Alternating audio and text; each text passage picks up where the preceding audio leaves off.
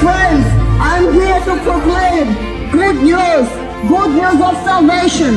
That you can be here, you can be chanting for freedom, you can be looking for love. But real love and real freedom is only found in the person of Jesus Christ. Without personal encounter with Jesus, it's not possible to ever say that you can experience love or you can experience the goodness of God. You can be proclaiming freedom, but freedom is not possible. Freedom is not possible without supernatural influence of Jesus Christ. Freedom is not possible.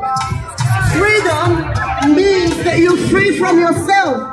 Freedom means that you are not bound by anything. Freedom means that you are not held captive by anything. That's what it means to be free.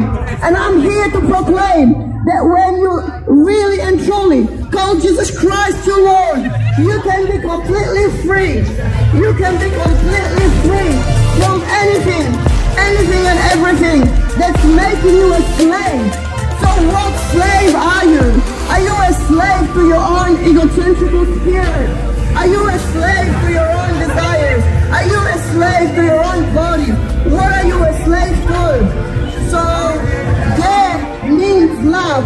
That means that God is the source of love, and God is true. God is true.